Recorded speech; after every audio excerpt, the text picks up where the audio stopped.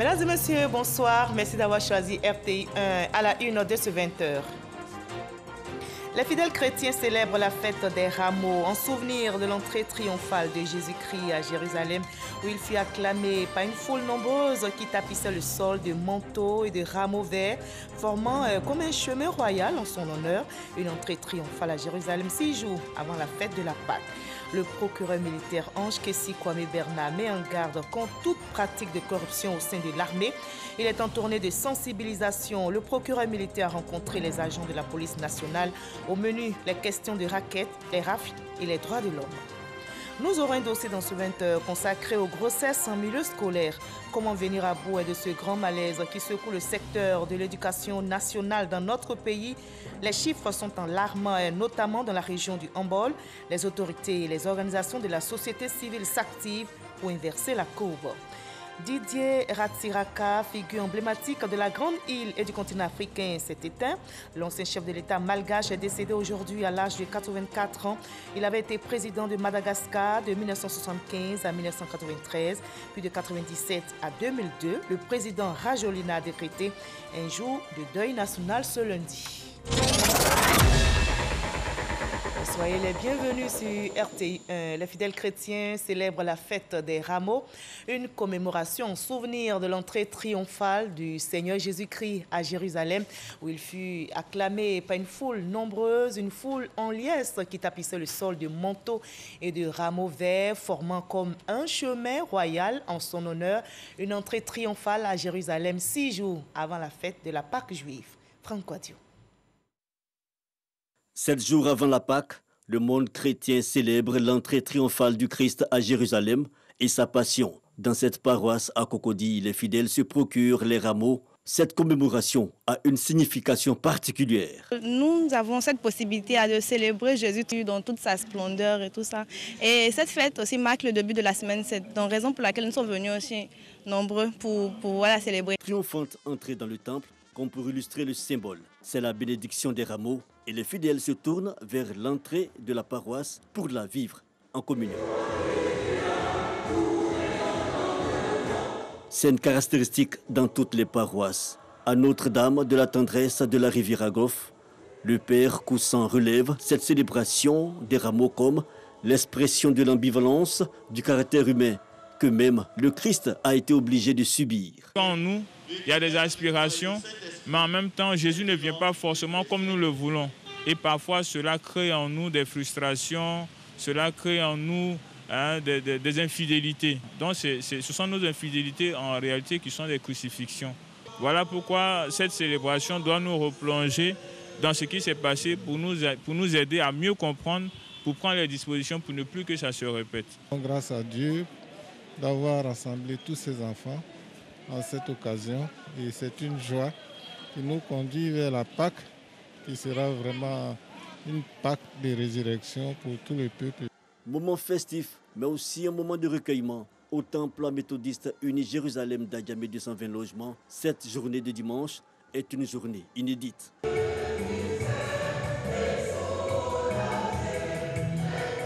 Nous vivons dans un monde bouleversé, un monde où nous ne savons à quoi nous en tenir compte tenu des souffrances, des calamités, de tous les fléaux. Aujourd'hui, particulièrement, je pourrais parler de la Covid qui est une maladie dont personne ne sait la provenance. Et nous sommes en train de chercher, de crier seulement à Dieu pour nous délivrer de cela. Notons-le.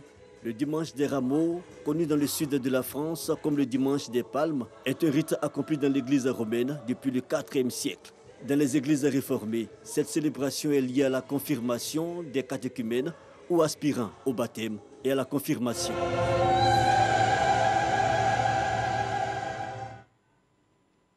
Voilà l'entrée triomphale de Jésus-Christ à Jérusalem et acclamée par des foules brandissant des rameaux en signe de victoire est aussi célébrée dans la région de Gbeke.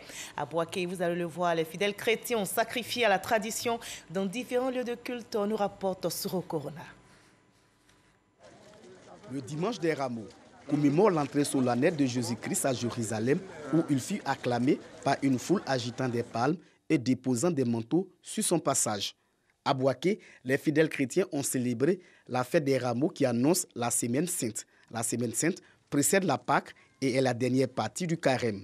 Elle est le sommet de l'année liturgique car c'est par sa mort que le Christ a détruit la mort et ressuscité le 3e jour. Nous allons célébrer non seulement cette entrée, mais nous rappeler ce grand moment de la Passion qui a scellé son destin et en même temps le destin de l'humanité, le salut du monde. C'est un très grand jour pour nous les chrétiens où nous sommes en communion avec le Christ dans son entrée à Jérusalem pour subir la Passion. Pour les fidèles chrétiens, cette journée est le symbole de la Renaissance. C'est une joie pour nous de venir prier et demander pardon à Dieu pour qu'il puisse exaucer nos prières. Présenter notre joie au Seigneur et que tout ce que nous allons entreprendre soit vraiment réussi et béni par Dieu lui-même. La tradition chrétienne veut que l'on apporte après la messe les rameaux bénis pour orner les maisons, un geste de vénération et de confiance envers le Christ. Et dans cette atmosphère de prière et de célébration, on accentue la lutte contre les surcharges dans le secteur du transport. Le directeur général du Haut Conseil des entreprises du transport terrestre de Côte d'Ivoire vient justement d'échanger avec les transporteurs de Bouaké sur la réforme entreprise pour le rayonnement de ce domaine. Kouadio Kwame, Jean de Dieu. Modernisation, professionnalisation et réforme en cours dans le secteur du transport, des points sur lesquels le directeur général du Haut Conseil des transports terrestres a échangé avec les transporteurs de Bouaké. C'est avec amertume que Diaby Ibrahim a abordé la question des surcharges avec son corollaire des dégradations des véhicules et du réseau routier. Il est obligatoire aujourd'hui que les transporteurs routiers avec les camions lourds puissent rouler en tenant compte de la charge du véhicule. Tout comportement de transporteur favorisant la surcharge aujourd'hui est puni.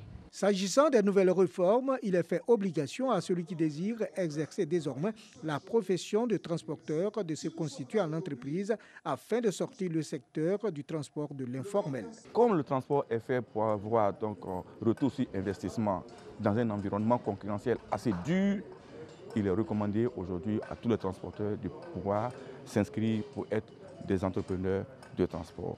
Pour que, 1, nous puissions maîtriser nos outils, 2, nous puissions maîtriser la comptabilité, 3, nous puissions tout mettre en œuvre pour que la question du déplacement de nos populations puisse répondre aux aspirations sécuritaires. Des mesures approuvées par les acteurs du transport à Bouaké.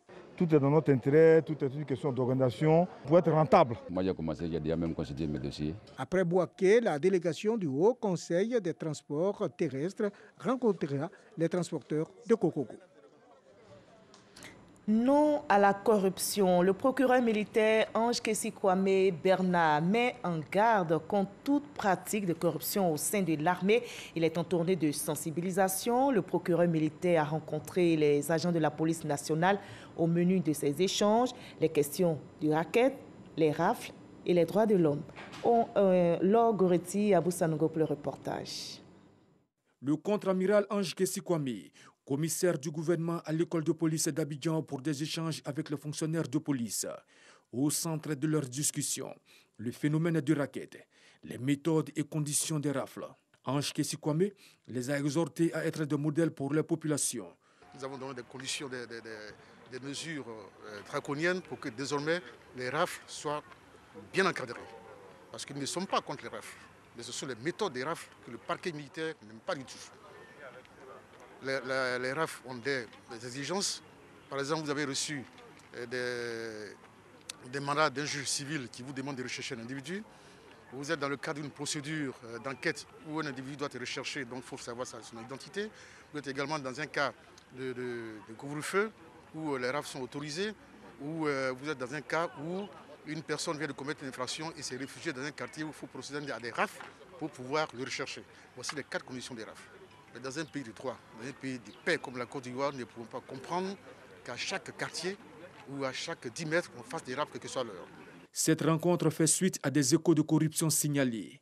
Le procureur militaire compte à cet effet mettre en place un dispositif.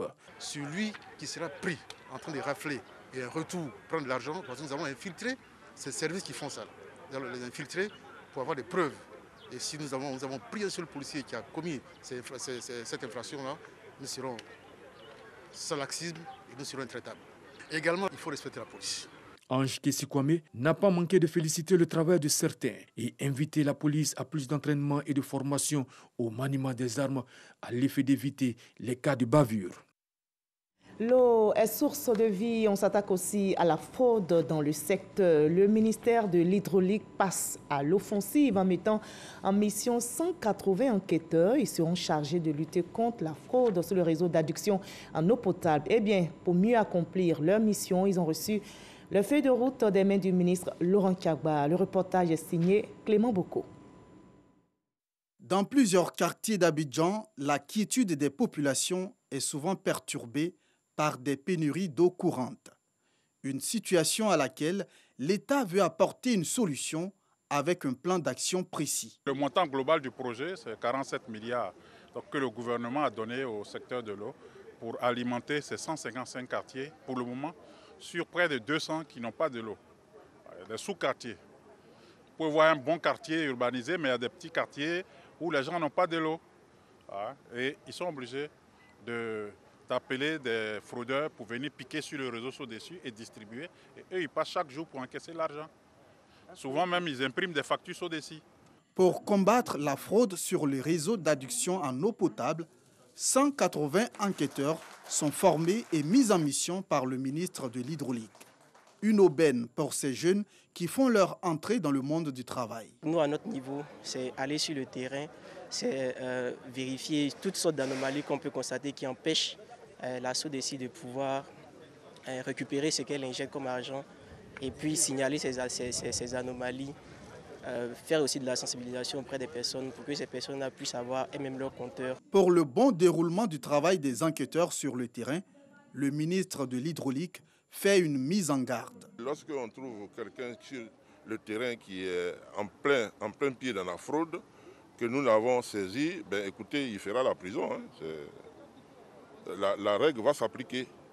Donc je profite pour lancer un appel à la population, aux parents, que ceux des enfants ou des parents qui sont dans la fraude, dès maintenant, il n'est qu'à leur demander de quitter et de se mettre en règle. Aujourd'hui, si quelqu'un veut vendre de l'eau, bon, on est prêt à lui donner un compteur en bonne et due forme pour qu'il puisse vendre de l'eau et en faire son métier. Selon le ministre, l'État perd chaque année 23 milliards de francs CFA à cause de la fraude, soit 59 millions de mètres cubes d'eau produits à perte. L'action des enquêteurs pourra réduire considérablement ces chiffres dans les années à venir, selon le ministère de l'Hydraulique. Voilà, autre combat à remporter, c'est celui mené contre le coronavirus. On retrousse les manches en Côte d'Ivoire contre cette pandémie qui frappe l'humanité.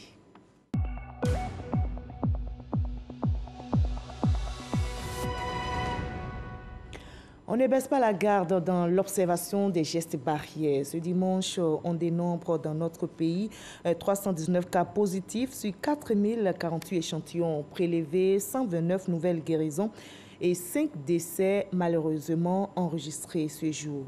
4224 cas actifs et à ce jour, 34 388 personnes ont été vaccinées contre le coronavirus dans notre pays.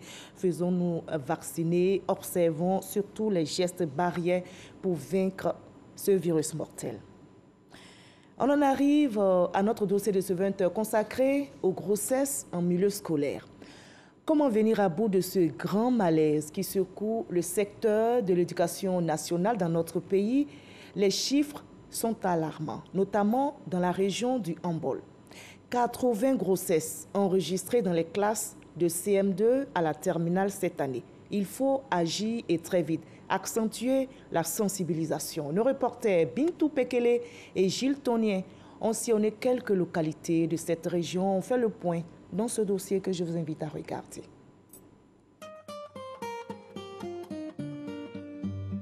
Collège moderne de Bonyego-Dougou, département de Dabakala, région du Hambol. Akissi, en classe de 3e, peine à se concentrer. Enceinte de 6 mois, la jeune élève dit voir ses performances scolaires baisser depuis la survenue de la grossesse. Dans le début, là, j'ai baillé des coups. J'ai tombé malade aussi. Ça m'a fatiguée. Aller la nuit, ça me fait mal. Ça fait que j'ai eu 9 de mon premier trimestre. Je n'ai pas envie d'arrêter le cours. Je veux continuer. Cette classe enregistre 4 cas de grossesse. L'une d'entre ces filles est absente ce jour pour cause l'accouchement. Toutes partagent les mêmes difficultés. Les résultats sont en chute. Avec les autres, ça se déroule bien, c'est bien. Mais celles qui sont enceintes, c'est un peu difficile. Parfois, bon, on est obligé de les interroger pour qu'elles ne puissent pas dormir.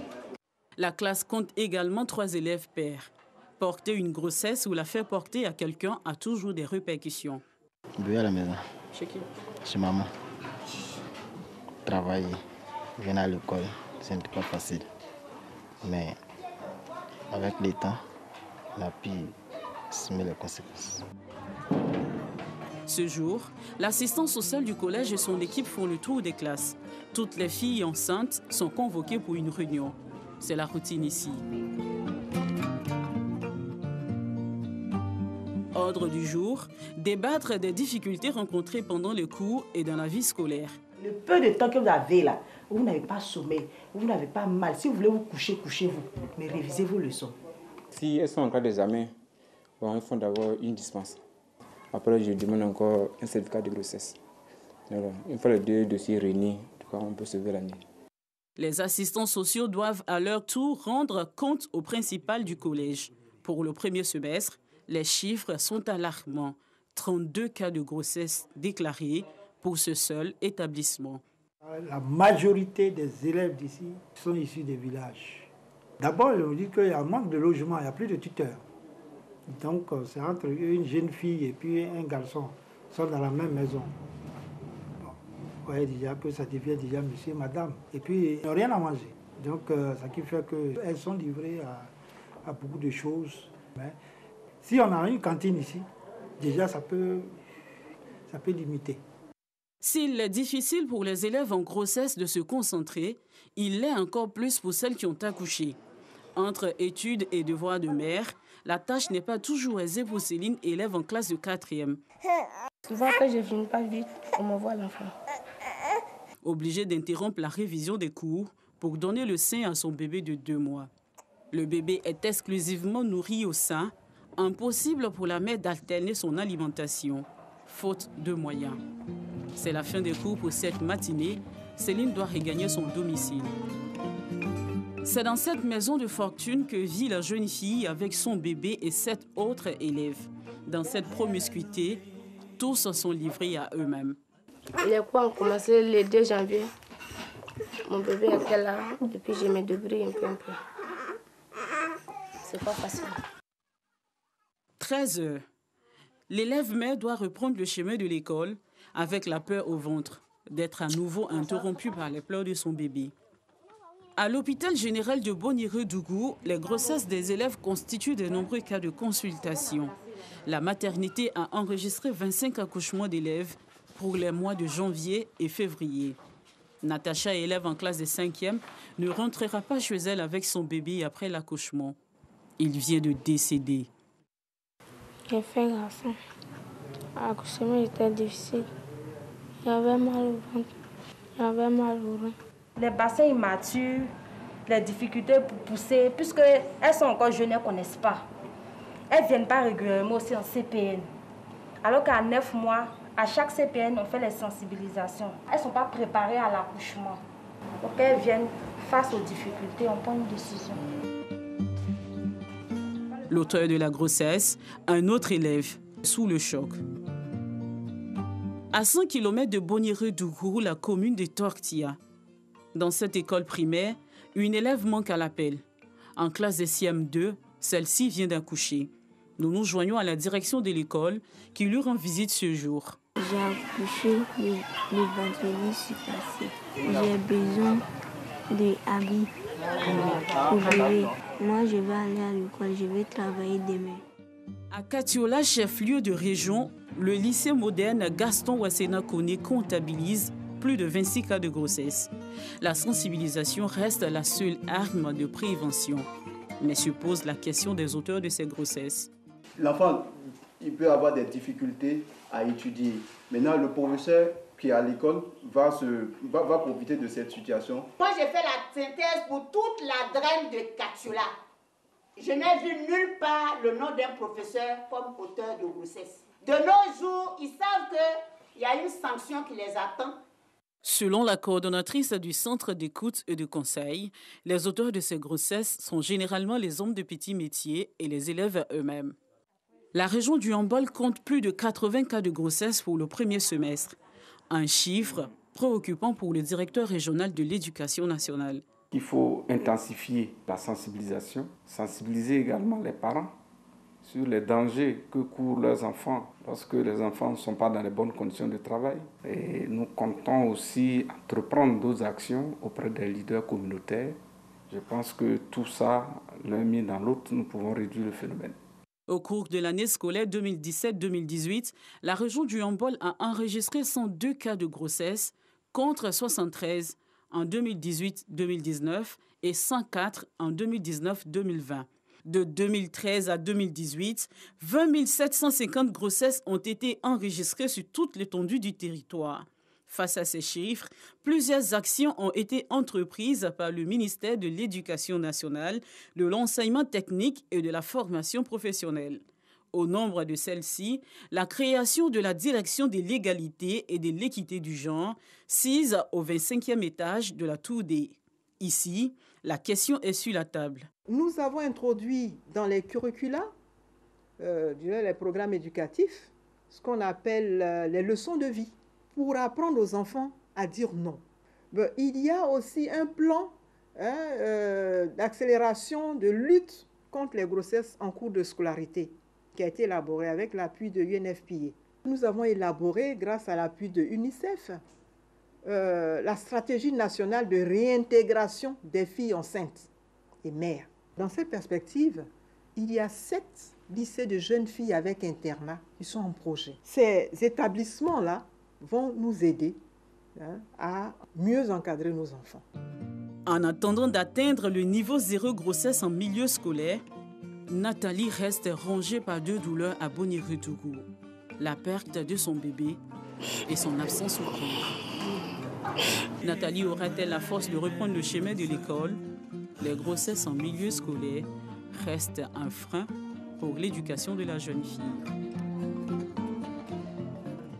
Voilà, commentons ensemble ce malaise grossesse en milieu scolaire. C'était un dossier réalisé pour vous par Bintou Pekele et Gilles Tonien. Le directeur général de la Sodexam, Jean-Louis Moulot, était l'invité du magazine du dimanche au journal de 13h présenté par Herman Divé. Les échanges ont porté sur l'impact, l'implication de la météorologie dans certains domaines économiques. Je rappelle que la Journée mondiale de la météorologie, édition 2021, a eu lieu cette semaine. Un extrait.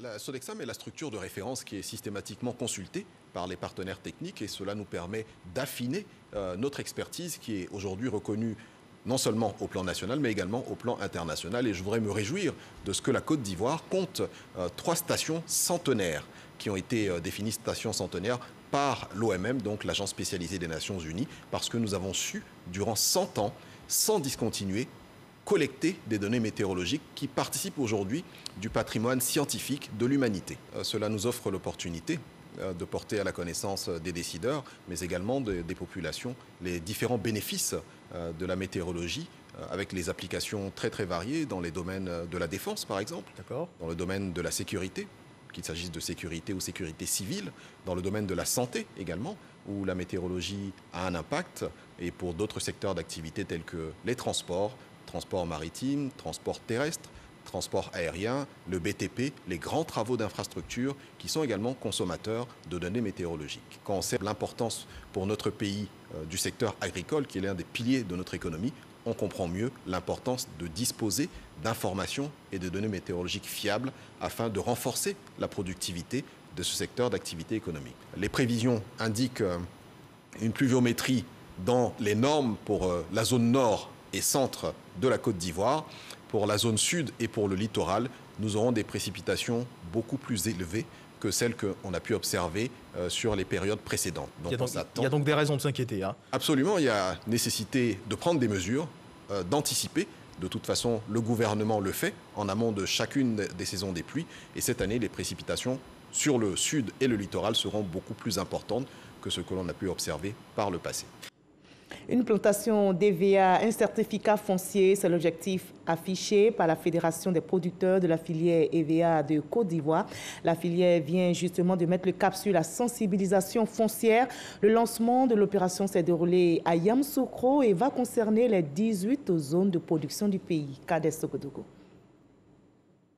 En Côte d'Ivoire, sur 23 millions de terres agricoles, moins de 3% disposent d'un titre foncier, ce qui représente une superficie de 581 900 hectares.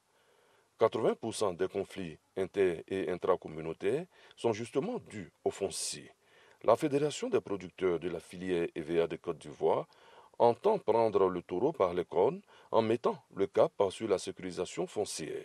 L'opération, une plantation d'EVA. Un certificat foncier vient d'être lancé à Yamoussoukro. L'activité des producteurs d'EVA de Côte d'Ivoire est très importante pour notre pays. Et notre instrument de production, ce sont nos plantations. Je ne connais pas de structure dans ce monde-là qui puisse faire un investissement et qui ne voudra pas sécuriser son matériel de production. Donc, notre objectif premier, c'est de chercher à sécuriser le matériel de production des planteurs d'EVA de notre pays. L'opération concerne les 18 zones de production du pays et va durer 1 an. Une aubaine pour les acteurs. La terre a de la valeur. Si on nous permet d'avoir des certificats fonciers pour nos terres, c'est une très bonne chose. Donc j'adhère entièrement à l'opération. Je pense que l'opération est bien posée. Je vais tout faire pour avoir mon titre foncier. En 2020, malgré la baisse des cours de l'EVA, la Côte d'Ivoire a produit 940 000 tonnes. Le prix à Promac en cours est de 316 francs le kilogramme. Et la Côte d'Ivoire ne l'oublie pas, l'ancien Premier ministre Ahmed Bakayoko décédé le 10 mars dernier. Le mouvement des opérateurs économiques de la nuit MOPEN s'est réuni à l'église catholique Saint-Jacques de Cocody, attristé par le décès de leur ami et frère, l'ancien Premier ministre Ahmed Bakayoko. Ils ont organisé une messe en souvenir des liens de fraternité et d'amitié qu'ils ont partagés. Astou Touré. Une prière à l'église Saint-Jacques de Cocody pour le repos de l'âme d'Ahmed Bakayoko, ex-premier ministre de Côte d'Ivoire, décédé le 10 mars dernier. Une initiative du mouvement des opérateurs économiques de la nuit MOPEN qui réunit en son sein propriétaires de restaurants, maquis et bars. Ahmed Bakayoko, c'est quelqu'un qui a aidé toute la Côte d'Ivoire. Au milieu de la nuit, nous particulièrement, il nous a aidés. Il nous a tout donné et nous lui disons au revoir avec cette messe. Affligé par la disparition brutale d'un ami, d'un frère, par ce geste, le MOPEN veut implorer Dieu afin qu'il fasse miséricorde à celui qui a toujours eu une oreille attentive à leurs requêtes. Le Premier ministre fut un grand mécène pour nous et c'est pour marquer nos soutiens à la famille, surtout à la femme du Premier ministre Ahmed Bakayoko. Prier pour le salut de notre feu regretté Ahmed Bakayoko. C'est un acte de solidarité et de communion fraternelle que nous avons posé. Nous partageons la douleur de notre sœur Yolande Bakayoko qui est chrétienne catholique. Des hommages bien mérités pour Ahmed Bakayoko qui repose désormais sur les terres de ses ancêtres à Séguéla. Le MOPEN entend également poursuivre cette action dans les mosquées. L'ambassade de Côte d'Ivoire en Arabie Saoudite honore aussi la mémoire du défunt Premier ministre Ahmed Bakayoko. Un livre est ouvert à cet effet par l'ambassadeur de notre pays en Arabie Saoudite, Koulibaly Drissa, comme nous le rapporte Jean Mayaki. Hommage au Premier ministre Ahmed Bakayoko depuis l'Arabie Saoudite. L'ambassade de la Côte d'Ivoire en Arabie Saoudite a ouvert un livre de condoléances du 15 au 18 mars dernier. L'ambassadeur Koulibaly Drissa a eu à rappeler les différentes missions effectuées par l'illustre disparu, outre le pèlerinage du défunt Premier ministre en Terre Sainte. Le ministre saoudien des Affaires étrangères et des diplomates des pays amis ont tenu à honorer la mémoire du Premier ministre Ahmed Bakayoko. Et il reste à jamais dans nos cœurs. Je vous propose le reste de l'actualité à l'étranger. Dans le 7 sur 7, voyons ce qui a marqué l'actualité internationale cette semaine avec Laure Goretti et Franck Quadio.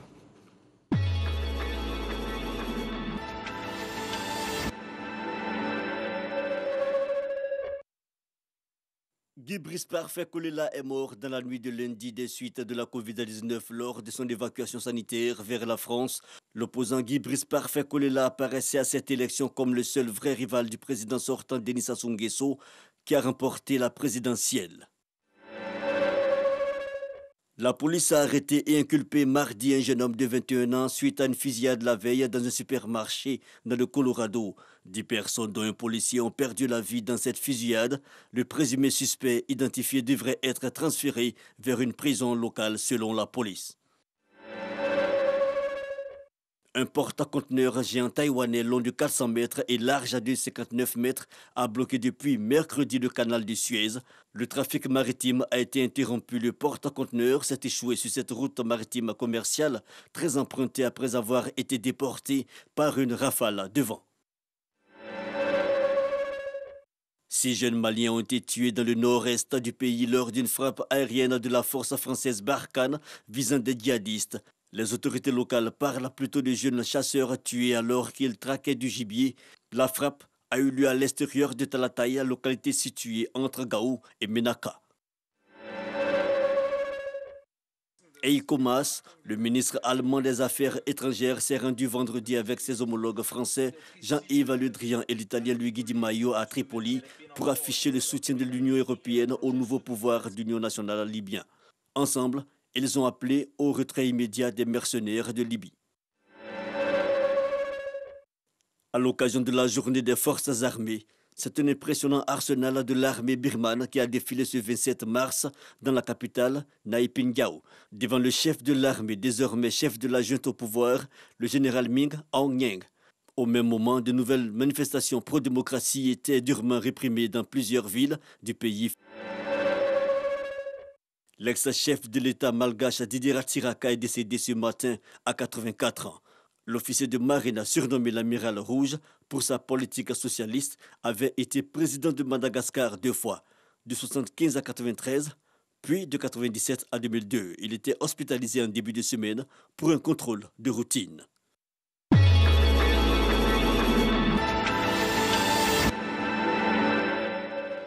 Voilà, ainsi va le monde. Merci de nous avoir suivis. L'actualité revient à 23 h avec Abdoulaye Koné. Prenez soin de vous, surtout très belle semaine sainte.